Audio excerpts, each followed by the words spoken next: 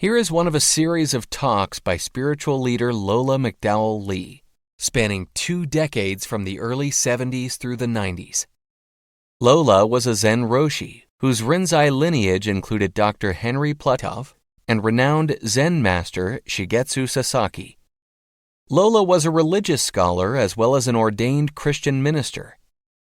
While the talks are focused mainly on Zen and Buddhism, Lola drew on many spiritual traditions, including those of Jesus, Plato, Lao Tzu, the Hindu Vedas, Meister Eckhart, and Gurdjieff. Once upon a time, there was a man in China, in the province of Qi, who had his heart set on gold. He wanted gold. So at dawn one morning, he got up and he put on his hat and he put on his coat and he set out for the market. And when he got to the marketplace, he went to the stall of a dealer in gold and he snatched his gold and he made off. The police caught him and questioned him. Why did you snatch somebody else's gold and in front of so many people? And the man answered, at the time when I took it, I did not see the people. I only saw the gold.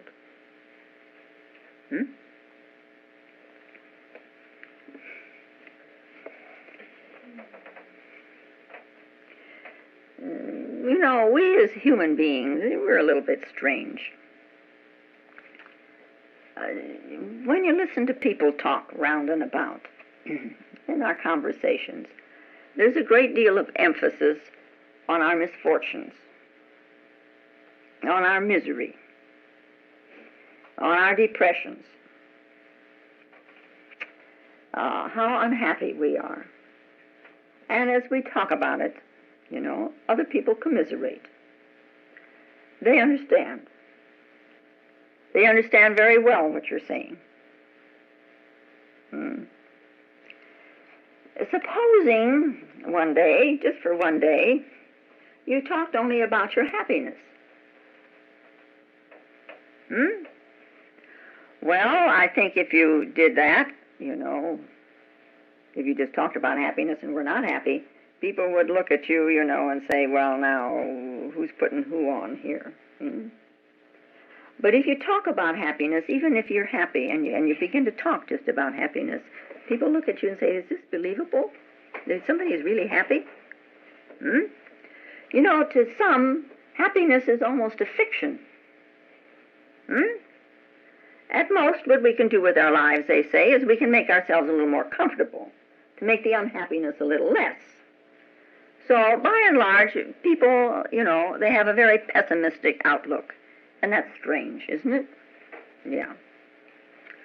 But through the ages, there have been people, like the Buddha said, man can be happy.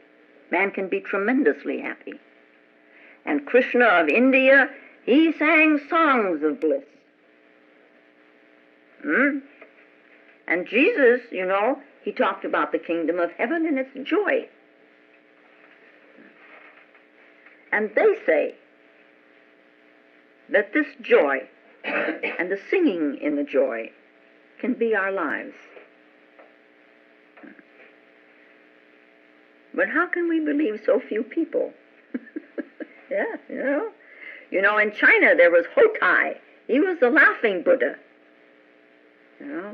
And he carried his little bundle on his back, and people would ask him a question, any question. He would laugh and give them a penny.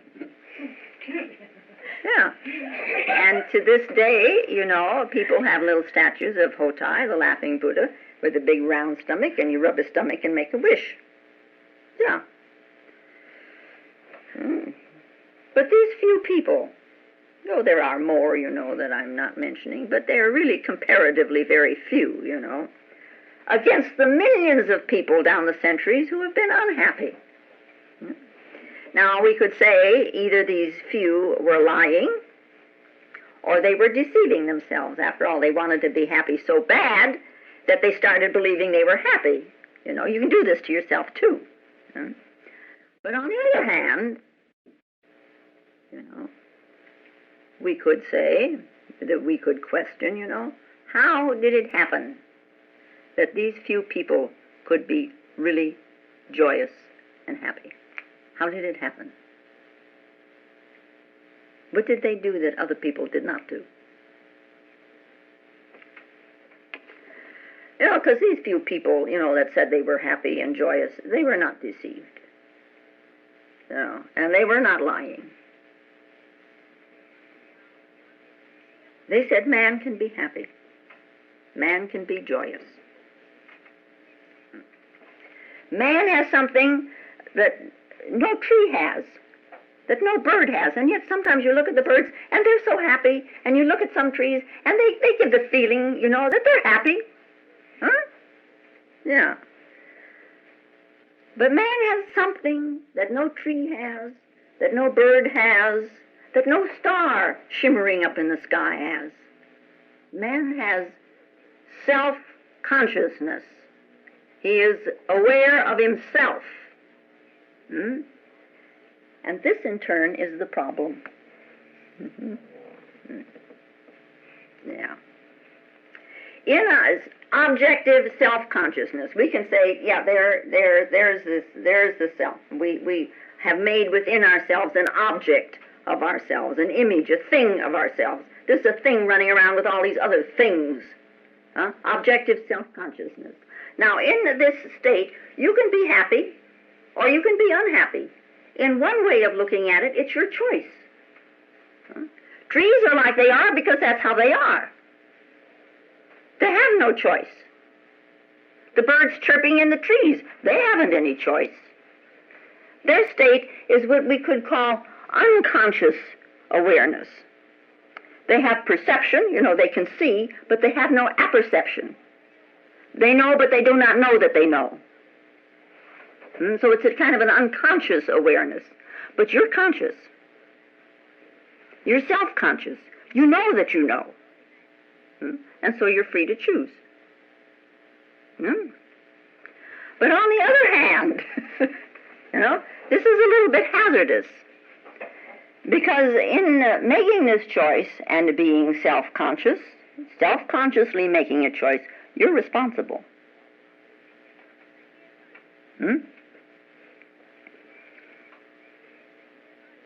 Throws it all right back in your lap again. And maybe this is part of the problem. How can I be happy if I'm responsible? You think about it. There was once a man by the name of Dr. Schreber. He died back in 1861. And he had some very pronounced views on how to bring up children. And he wrote a great many books about his viewpoints. And some of these books were translated into a great many languages, and some of the books ran into as much as 50 editions. Very popular. The books were very respected, something like Dr. Spock of 20 years ago. Yeah, very respected. Now, however, with this Dr. Schreber, the views that he expounded were not exceptional. In fact, they were very common.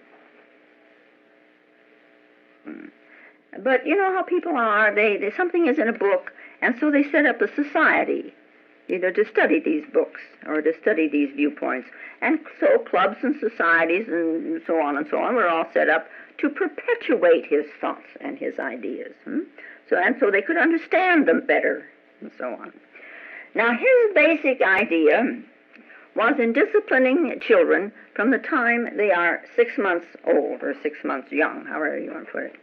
And he said, if you don't discipline a child when he's 6 months old, you will miss the real opportunity to push him in a particular direction.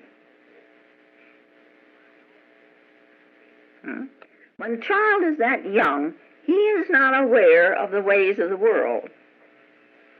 And so at that time, you make a very deep imprint, and he will always follow that imprint. He's not aware that he's being manipulated. Whatever he does later, he will think he is doing of his own free will. At 6 months, he has no self-will. He is in the state like the birds in the trees, in a manner of speaking. He doesn't know that he knows. So he doesn't have any will. When the ego rises and he begins to know that he knows, then, then he comes along and this idea rises in him also, and he says, oh, this is mine. This is my idea. Because he doesn't know where it really came from.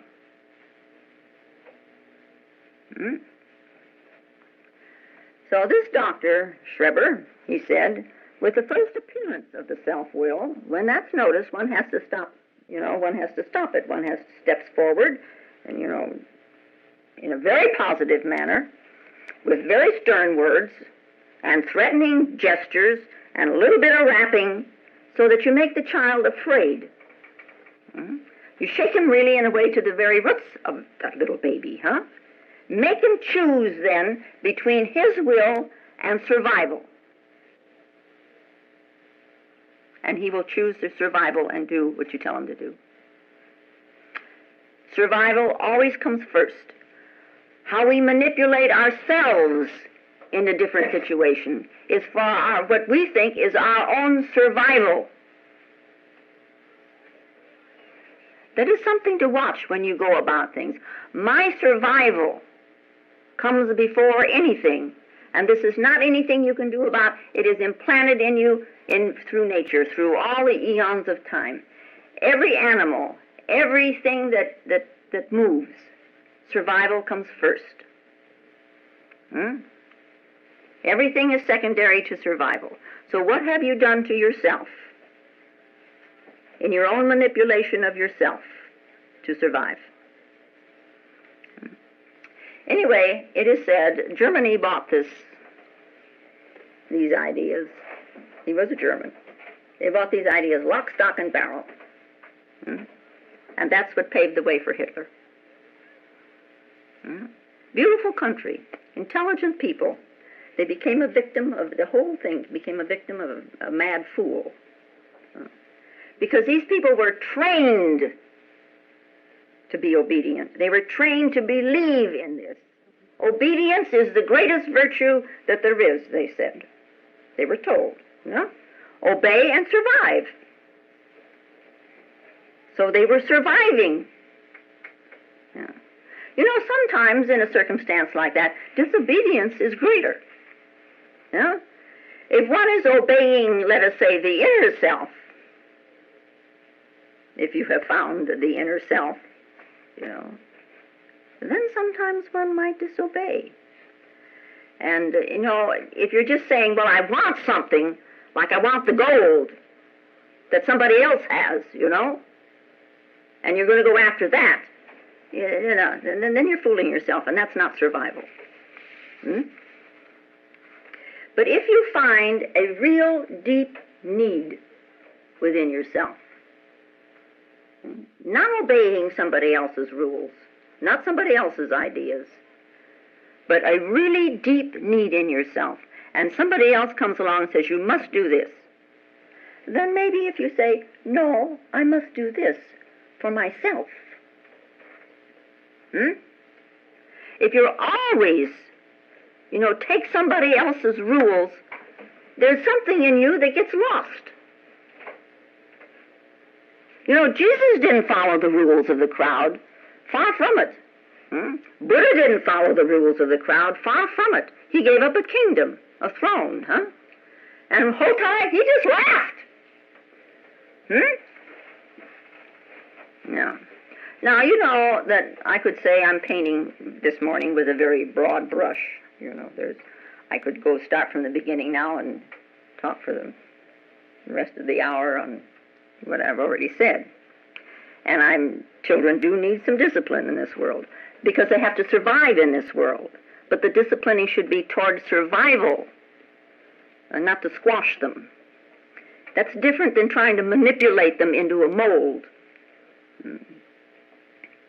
But discipline them so that it leaves them free to move. And free to move without any guilt, without any fear, with respect for others, with respect for all living things. Because I talk a lot about discipline. And I say to you, discipline yourself. You're responsible for disciplining yourself. Not manipulating yourself. Disciplining yourself. When you sit for meditation, the discipline is to be able to sit with a straight back and without moving and keeping very alert, very awake. Very awake. And then you carry that alertness, that kind of awakeness into everything that you do, all your activities. See, then you're free to move because you're awake in your movements. And that's a great deal of difference between just following somebody else's rules and systems. We have an inner house, as opposed to this outer house, we could say. And we live in this outer house and we live in this inner house. And in our inner houses, there are many systems. We have absorbed them from our parents, from our siblings, from our friends, from our teachers. Now finally comes the time to observe what we have absorbed, these systems, So that when you hear a new idea and it appeals to you, but it fights all the old ideas, what are you going to do with it? Live in turmoil? Because here you got this new idea that's very appealing, and you look at it and, oh yeah, that's logical, but it doesn't go together with all this that I already know. So what am I going to do? Well, you sit down very quietly and you observe yourself. And you go very deep into the observation.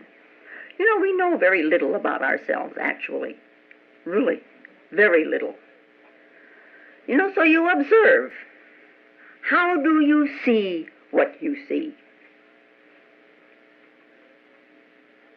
You're looking all the time. You're seeing all the time. How do you see what you see? How dumb we are about ourselves, Observe. Observe the thinking about what you see. Don't just make a big jump and think, and then you don't even remember what you've seen. Observe. How do you feel what you feel? This is hard. This is soft. Why? You think about what it is that you feel. And you do the same thing with tasting. How is it that you taste? Taste isn't in food. It's in you. And then what about smelling? And what about hearing? You hear a sound. How come? And then you listen to the silence. Because if there wasn't this tremendous silence, there would be no sound. This is your own discipline. The learning of yourself, the educating yourself to yourself. And it will give you a freedom. You don't have to move like a little toy soldier very rigidly along life, You can flow, freely. Because you know yourself. You know that your house is in order. And in that freedom, you find happiness. In that freedom is joy. Whatever you do in this kind of joy now, that's real prayer. Because you're joyous with the whole universe. It all moves together.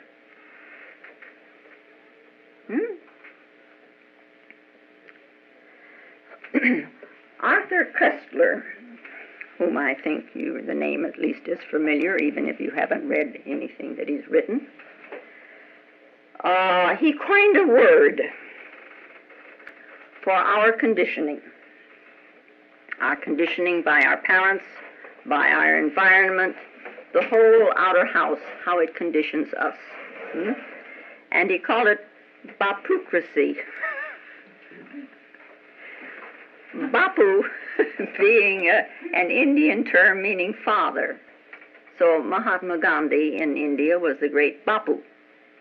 And people have been conditioned thoroughly by his viewpoints. And, well, anyway, Each child is conditioned by bapocracy. I have to be very careful with that. Huh? Now, I am not saying either that the bapu is at fault. He's not. There is in this world a thing that unconsciously perpetuates itself. And so there's no need whatsoever to wail and moan against the conditioning or against your parents. That isn't going to help you any. Not at all. All you're doing is complaining. And what good does that do you? Yeah? The day you understand your situation in your environment, your situation in society, then your very consciousness begins to come out of the conditioning. And you know, there is the old biblical term, come ye out from among them, and be ye therefore separate, so that you can be a lamp unto yourself. Yeah? So, now then, if you want to find joy, you start choosing on your own what you need, not just what you want. There's a difference between a wanting and a needing. A needing is a hunger. A wanting is a kind of a frivolous thing, And I don't mean dumping everything and becoming a bum. It's happened too much of late, you know. A bunch of dropouts, and that, what is it solved? Nothing. Absolutely nothing. You do have a very deep responsibility towards your own beingness. And somewhere along the line, you assume that responsibility. Yeah? In all of the conditioned, underneath all that conditioned, there is still the unconditioned. It's still there. You've just covered it with the conditioning. Now, when you find that unconditioned, all of a sudden, you are you. You fit with yourself. And the moment that you fit with yourself, there's joy. How else could it be, but joy. Yeah. You know, when you hear a bird sing, let your heart sing with it. Yeah. Leave some time in your busy days for little things like that. The grass is green. Isn't that tremendous? How come it's green? Because the green isn't in the grass. But there it is, all fresh and green. What a joy. And there's dew on it. How wonderful. Don't let us get so hooked onto this notion or that notion that the little pleasures just of living are not. And you know, we have such tendencies. We get hooked.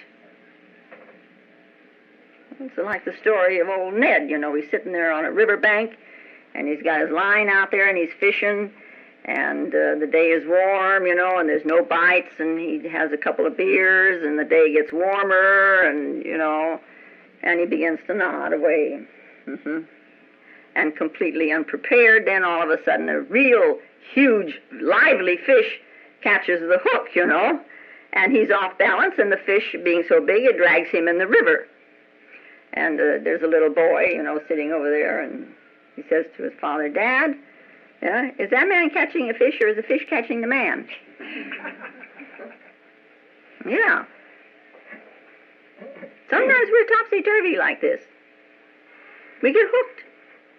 And we get so hooked we don't even see it. The fish is catching us. And some people, you know, they have some very strong desires, ambitions, you know. The money is they're like the gold, you know. It's a criterion of everything. They've got to have this money, or its power, or its prestige, or other people should respect me. You know, and they're hooked. The fish has caught them. And you know, some people seek religion out of this same kind of an ego desire. They get hooked. And they are so hooked that they don't ever see real religion. Just the hook. You know, because they go to a church and they listen, and if they think they understand what is being said, then they know it all so much better than others. They're caught by a fish. You know, true religion springs out of the very depths of the individual. Systems that man has devised. I mean, even my talking now is a kind of what you could say is a system. System, because, I've devised it. Systems that man has devised are used to pull religion out of us. It's here. It's got to be pulled out. So it is said, that a teacher fishes with a straight hook. A straight hook. And there are these great systems, of religion. There's Christianity, and there's Buddhism, and there's Taoism, and there's the Islamic thing, and there's a thing in India. And, if we would study them and go deeper and deeper and deeper into these systems, as we mature, as we learn to leave the childish thoughts and the feelings about them, as we mature, the system changes. Isn't it? In our growing maturity, as we delve into ourselves, we find a profundity in ourselves, and this profundity in ourselves gives the depth to the system.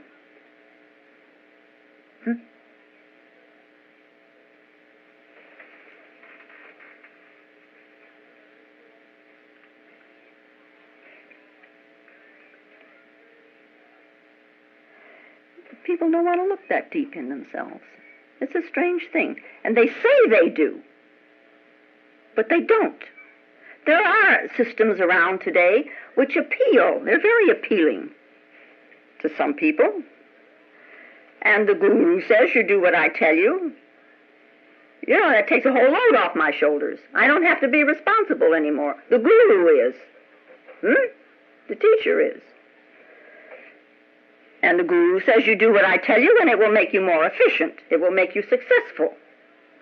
Now, the American people have got a big thing with efficiency and success. So they buy something like that, lock, stock, and barrel, and they join the system. What else? But they're not getting with themselves. They've got together with the system. And now, we do this thing with a mantra, and repeating a mantra, it can help you. And you can go and repeat, what do they do? Om Mani Padme Hum, Om Mani Padme Hum. And what do the Nichiren people say?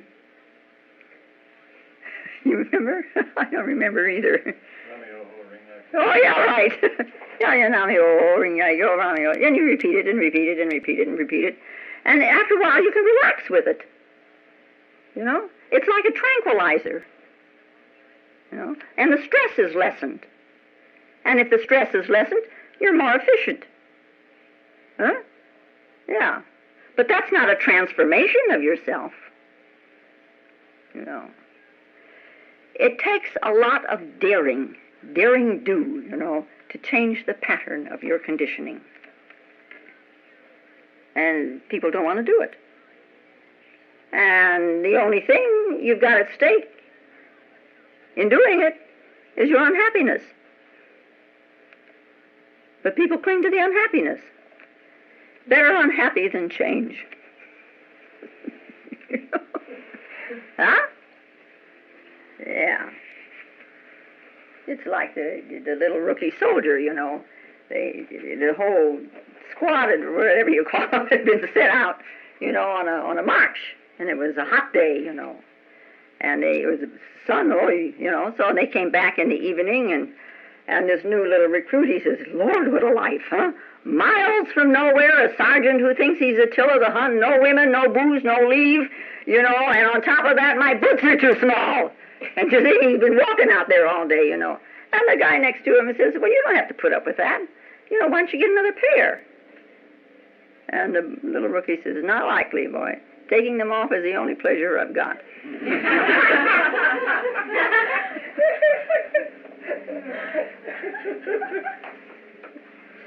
Well, Well, are you still eating your money?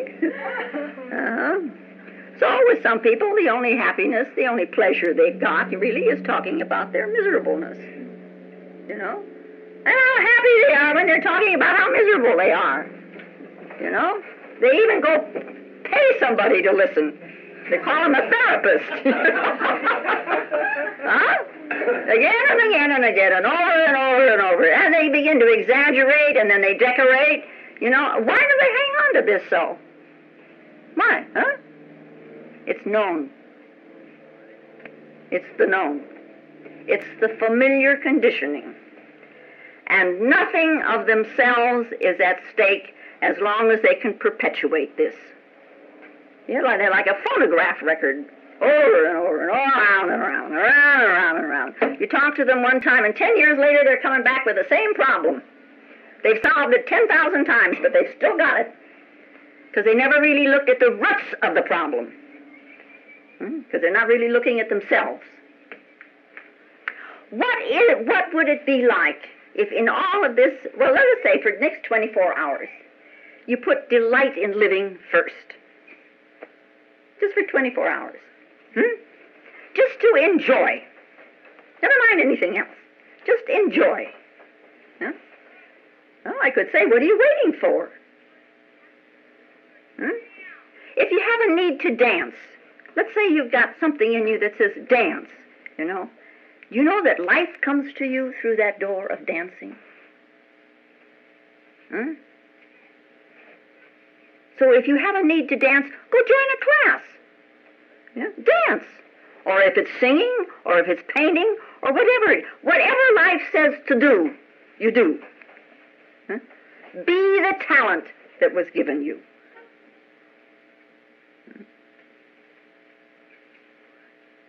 You know the parable of the talents? The kingdom of heaven, it says in Matthew, is like a man traveling into a far country, who called his servants and delivered unto them his goods, the goods of the master. To one he gave 5 talents, to another 2, and to another 1, to every man according to his ability. The man who received the 5 talents traded till he had another 5. The man who had 2, he also traded until he gained another 2. But he that received only the 1, he went and dug in the earth and hid the talent. He hid the master's money, the master's gold. And so when he met the master again, he lost even that 1 talent.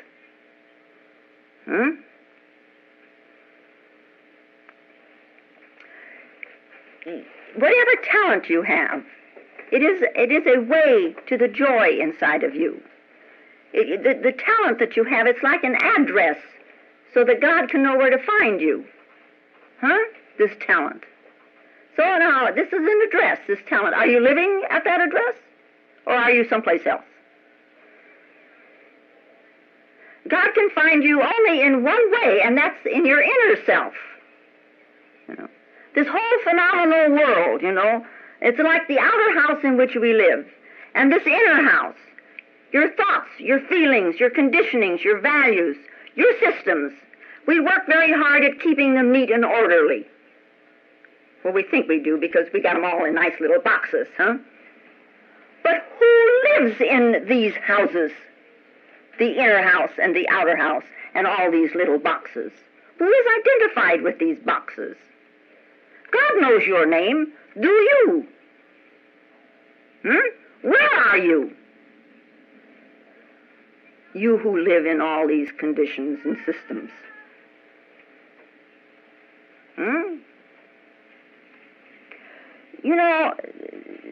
There will come, if it has not already, in your way of life, there will come what is called a discontinuity.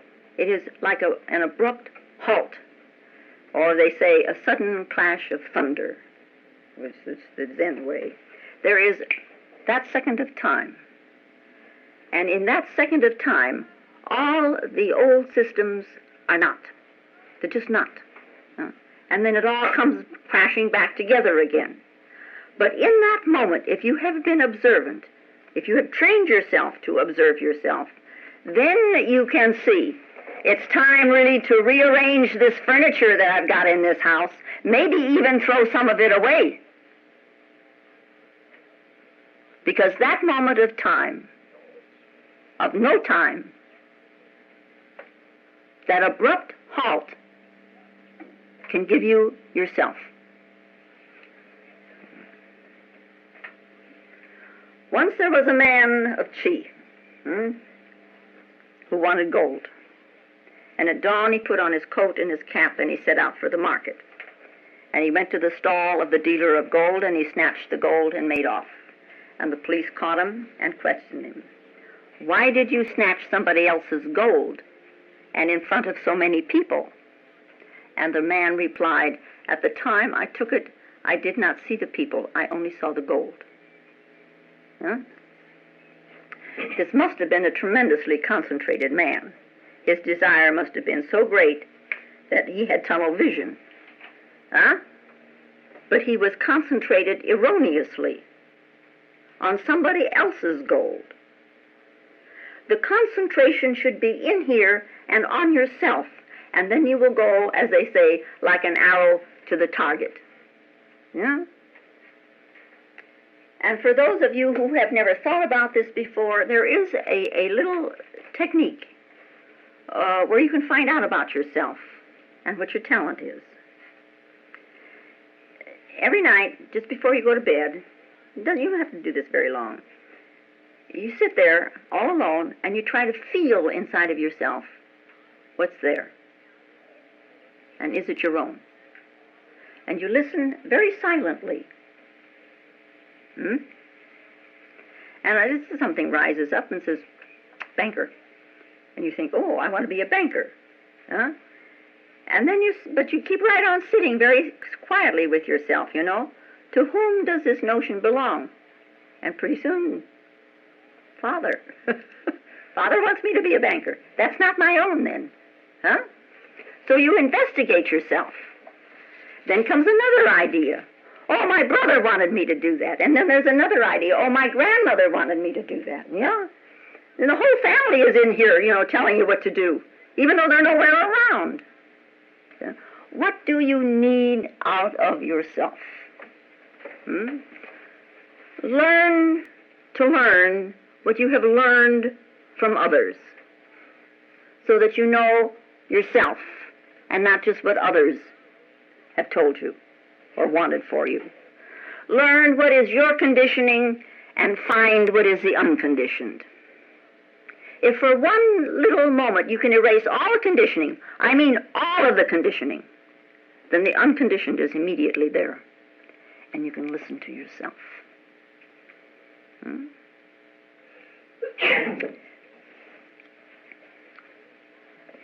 It's all right. There was once upon a time a farmer, and he was always complaining. The crop was never right. And the people wouldn't listen to him after a while anymore, so he complained to God. The crop is not good enough. If God would just let me control the weather, then everything will be fine. Because apparently, God doesn't know very much about weather. He doesn't know very much about farming. Otherwise, the weather would be better. Well, that's true. God is not a farmer, is he? He's only in the farmer, not a farmer. So finally God answered the man, and he said to him, okay, for 1 year, I will give you control of the weather. Ask for whatever kind of weather you want, and you will get it. Oh, and this poor man was so happy, you know. And he went outside and he looked around, and now I want some sunshine. And the sun shone. And after a few days he said, let some rain fall, but let it be gentle rain. Huh? And it rained gently. And for a whole year, let the sun shine. And the sun shone just right. Let it rain gently. And it rained just right. Huh? And the seed grew, and it was a pleasure to watch it. And so he said, well, now God can understand how to control weather. The crop had never been so big and so green, so beautiful. And then it was time to harvest. And the farmer took his sickle and he went out to cut the wheat, and his heart sank. The stalks were almost empty. And so God came to him and said, "How is your crop?" The man complained, "Very poor, Lord, very poor. But didn't you control the weather? Didn't everything you wanted turn out all right?" "Of course, and that's the reason I'm so perplexed. I got the rain, the soft, gentle rain, and I got the sunshine, but there's no crop." And God said, "But you never asked for wind. You never asked for the storms. You never asked for the ice and the snow. Everything that purifies the air and makes the roots hard and resistant, you never asked for. You asked for soft, gentle rain and nice sunshine, not too hot, not too cold, not bad weather. No crop!"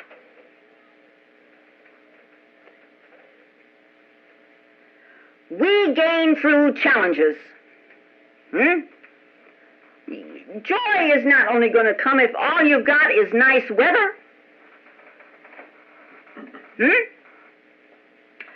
You've got to have both, good weather and bad weather. You've got to have pleasure and pain, summer and winter, day and night, sadness and happiness. That kind of happiness, which is not the joy, huh? You've got to have discomfort and comfort. Life moves between these polarities. When you look at yourself and really deal with yourself, instead of trying to deal with whatever polarity is going on at the moment, whatever weather is going on at the moment, if you're dealing with yourself, you'll learn how to balance between them. And in that balance is the joy. Be yourself and pay for it. Yeah? If one of your talents is dancing, and you go to class and you learn how to dance, you've got to use an awful lot of energy, and you've got an awful lot of pain. You're paying for making that talent more. It takes a trading, as it were, to take that talent and make it into an actuality. And singing. Look at the hours they spend on the breath control and learning languages. Do you think that you're going to find this I am without some work? You'll pay for it to know it. I know my teacher said, for one, he went over to Japan after his teacher died, and he said, well, just to finish up, cost him for that year all that pain, of going out to see his teacher over there every morning at 4:30 and taking the streetcar back in town and working all day. And not only cost him a lot of agony and suffering, sitting there in that cold winter, but it cost him $50,000. And this is what, 40 years ago, 30 years ago, somewhere like that. Dietrich Bonhoeffer, maybe you never heard of him. He died in the Nazi prison camps. He was a Lutheran minister. He wrote a book on cheap discipleship. He said, don't settle for the cheap. The cheap is without grace. Drop what you have borrowed, and see what grace can be. And you go about it slowly. You move slowly. You don't dive in. You move slowly, so you can sense yourself as you grope. And living is largely groping. We are like the little root ends of the grass and the trees and so on. They grope their way through the earth. And in this way, we do too. We grope our way. See? But you grope and you sense and you feel, and be with yourself until you see the real gold that is yours. You don't snatch from somebody else. Don't try to escape with gold that belongs to somebody else. And to find your own gold, you have to dig very deep into yourself, and only you can find it. And the answer to the question that everybody somewhere along the line must answer, the question, who am I? That answer is in you. Only you can answer it. And when you find the I that I am, that's the real gold of all life.